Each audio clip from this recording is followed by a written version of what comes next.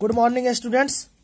तो अब हम क्लास 7 वाले को आज मैथ में वही पूर्णांक चैप्टर इंटीजर्स को आगे बढ़ाएंगे। तो आगे बढ़ाने से पहले मैंने कल जो एक्सरसाइज दिया था HW के रूप में आपको क्लास 7 वाले को, तो उसमें थोड़ा सा वीडियो अपलोड करने में दिक्कत आ गई थी कि लास्ट में 1B का क्लियर फोटो नहीं दिख रहा है। तो आप लोग इस क्वेश्चन को आज देख सकते हैं 1B का, ठीक है। और इसको पुनः कोशिश करेंगे बनाने का।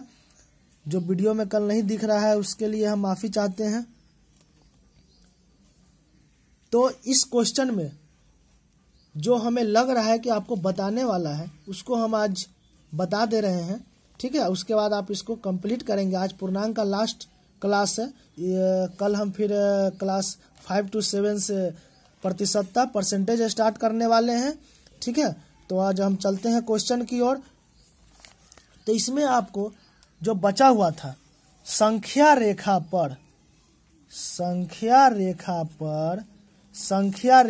पर पूर्णांक को दर्शाना, संख्या रेखा पर पूर्णांक को दर्शाना।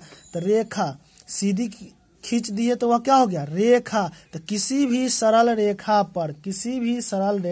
पर कोई संख्या को दर्शाना ही क्या कहलाता है, संख्या रेखा कहलाता है। तो दर्शाते कैसे है, तो पूर्णांक है तो 0 से हम स्टार्ट कर दिए, इधर दाहिने तरफ गए तो +1 +2 +3 +4, ठीक है, एज सो ऑन।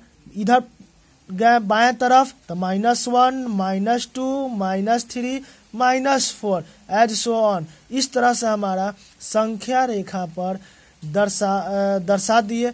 तो संख्या रेखा पर आपसे पूछा जाएगा, जैसे आपसे अब क्वेश्चन में कैसे पूछेगा, संख्या रेखा पर डायरेक्ट अर्थ पूछ दे कि +4 को संख्या रेखा पर दर्शाइए, तो हम लोग +4 कहाँ पे है, तो यहाँ पे है। तो इसको हम दर्शा देंगे इस तरह से। अगर यदि आपसे पूछा जाए 4 गुना -2, 4 गुना -2, इसको आपको संख्या रेखा पे दर्शाना है। तो इसका मतलब हुआ -2 यानी कि घटाओ 2 -2 को 4 बार गुना करना है, -2 को 4 बार गुना करना है। तो हम क्या करते हैं, -2 कहाँ पे है, -2 यहाँ पे है। तो सबसे पहले गए -2 के पास, कहाँ पे, -2 के पास। फिर 2 कदम आगे चलेंगे, -2 से -4, ठीक है।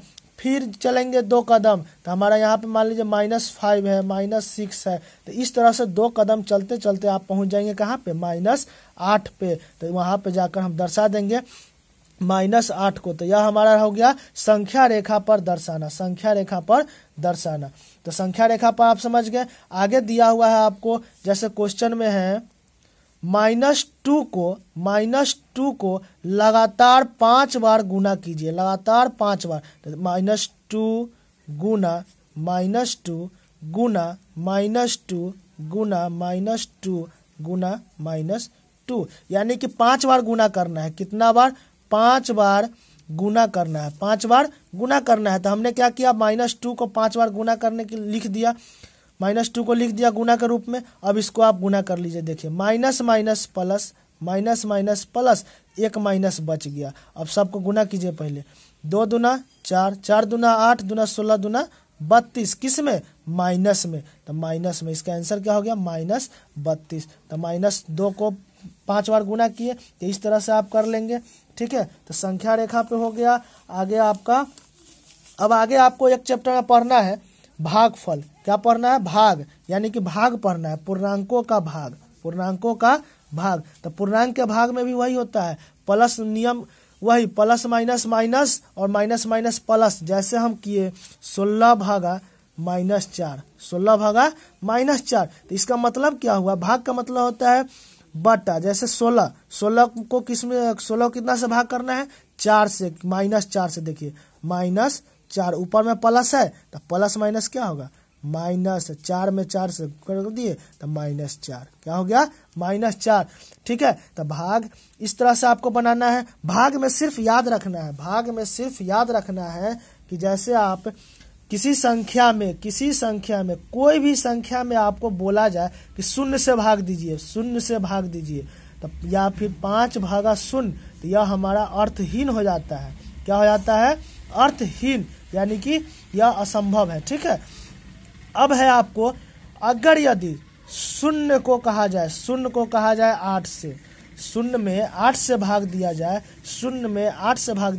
तो हमारा भागफल क्या आएगा? 0/8। हमारा भागफल हमेशा 0 आएगा। तो याद रखिएगा, शून्य में किसी संख्या से भाग देने पर उसका उत्तर 0 आता है, लेकिन कोई संख्या में 0 से भाग देते हैं तो उसका उत्तर अर्थहीन आता है। तो ये दोनों का आप समझ गए। जोड़, पूर्णांकों का जोड़ पढ़ लिए, घटाव पढ़ लिए, गुना पढ़ लिए और भाग पढ़ लिए। तो इस पर आधारित क्वेश्चन आपको हम दे रहे हैं। और पिछले वीडियो में हमने बोडमस पढ़ा चुके हैं, तो आपको बोडमस पढ़ना है तो बोडमस का वीडियो आप देख लीजिएगा और इस पर आधारित चैप्टर पढ़ लीजिएगा। इसी के साथ आपका आज पूर्णांक जो चैप्टर था एंड होता है, यानी खत्म हो गया।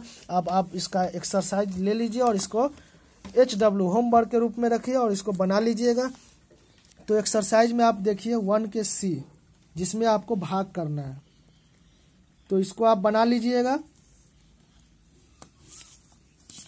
फिर है आपको 1 के D, यानी कि भाषा पर आधारित पूर्णांकों का जोड़ और घटाव है। ठीक है, इसमें जो प्रॉब्लम होगा हम नेक्स्ट डे बताएंगे।